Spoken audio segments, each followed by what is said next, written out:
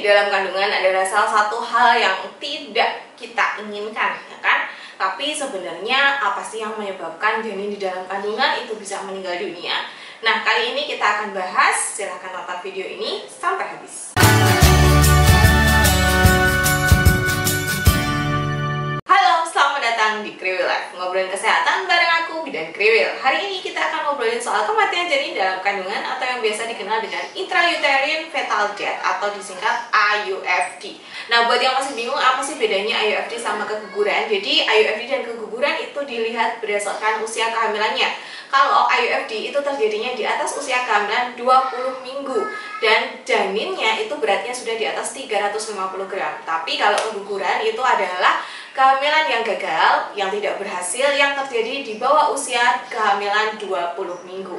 Nah, sebenarnya apa saja sih yang menyebabkan IUFD dan apakah mungkin bisa dicegah? Yuk kita simak berikut ini. Yang pertama, karena adanya masalah plasenta, baik itu plasenta yang kurang berfungsi dengan baik maupun misalnya plasenta yang mengalami pelepasan terlalu awal sehingga menimbulkan perdarahan.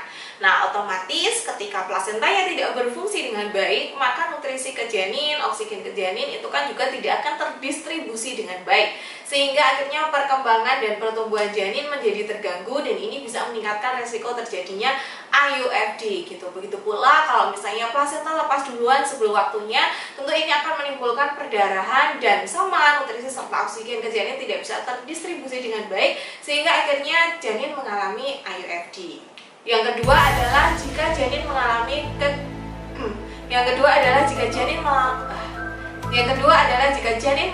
kelainan genetik atau cacat lahir gitu. Yang kedua, kalau misalnya janin mengalami kelainan genetik. Jadi beberapa kelainan genetik itu juga bisa menyebabkan terjadinya kematian janin di dalam kandungan. Misalnya kalau janin tidak memiliki tutup pada tengkoraknya atau tengkoraknya tidak menutup dengan maksimal atau misalnya ada masalah pada paru-parunya, itu bisa menyebabkan kematian janin di dalam kandungan. Tetapi biasanya untuk kelainan genetik ini kadang-kadang bisa terdeteksi lewat USG gitu. Jadi memang ibu bisa melakukan USG pada kehamilannya minimal 1 kali tiap trimester dan pada trimester 2 itu juga bisa melakukan USG 4D kalau misalnya memang rezekinya ada gitu. Jadi biasanya USG 4D itu bisa dilakukan di trimester 2 akhir atau di awal trimester 3 karena nanti kalau janinnya udah terlalu gede itu kadang-kadang dia udah masuk panggul sehingga sulit untuk melakukan USG 4D yang bisa kelihatan benar-benar setol gitu ya, kayak ada wajahnya dan sebagainya. Kemudian yang selanjutnya adalah masalah pada kesehatan ibu atau penyakit yang diderita ibu ketika hamil seperti misalnya penyakit autoimun, preeklamsia, diabetes, kemudian ada asma, hipertensi.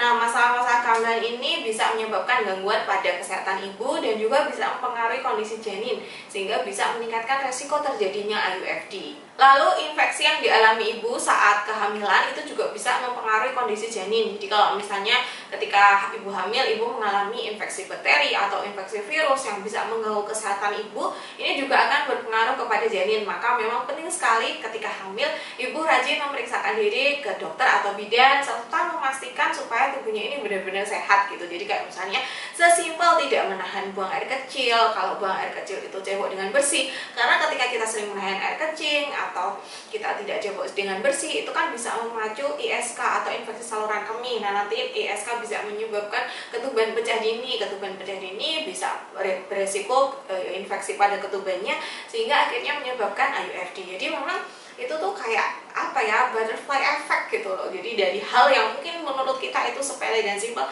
tapi ternyata bisa merembet dan mempengaruhi kondisi janin.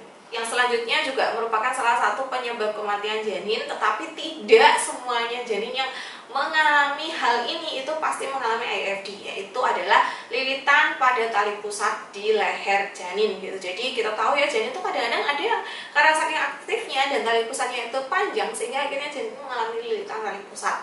Nah, lilitan tali pusat itu memang bisa meningkatkan resiko terjadinya IUFD, tetapi tidak semua bayi yang mengalami lilitan tali pusat itu pasti IUFD.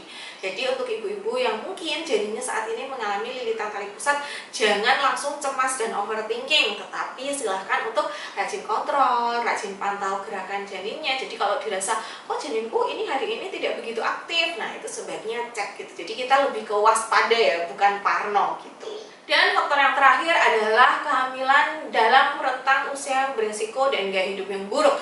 Jadi kalau misalnya ibu hamil terlalu muda atau terlalu tua, itu kan termasuk dalam faktor resiko kehamilan ya. Itu bisa meningkatkan terjadinya IUFD. Selain itu, kalau misalnya pola gaya hidup ibu buruk, misalnya makan makanannya masih yang jangkut-jangkutan, masih minum minuman beralkohol, merokok, terus mungkin menggunakan obat-obatan terlarang, tentu saja itu bisa mempengaruhi kesehatan janin. Atau misalnya ketika kita sakit, kita asal minum obat tanpa konsultasi terlebih dahulu ke dokter misalnya, dan ternyata obatnya berbahaya untuk janin, itu juga bisa menyebabkan kematian janin gitu. Jadi memang ketika kita hamil, kita harus memperhatikan kesehatan kita, daya tahan tubuh kita, gaya hidup kita, karena apa yang kita lakukan itu bisa benar-benar mempengaruhi kondisi janin kita gitu. Nah, ibu-ibu, sebenarnya sebagian besar kematian janin di dalam kandungan itu memang tidak terdeteksi atau tidak diketahui penyebab pastinya itu apa gitu. Karena kan memang jarang sekali juga yang melakukan otopsi kepada janin yang meninggal di dalam kandungan gitu. Yang aku sebutkan tadi adalah hal-hal yang memang bisa meningkatkan resiko terjadinya IUFD. Tentu saja kalau misalnya kita hamil, kita harapannya janinnya sehat ya.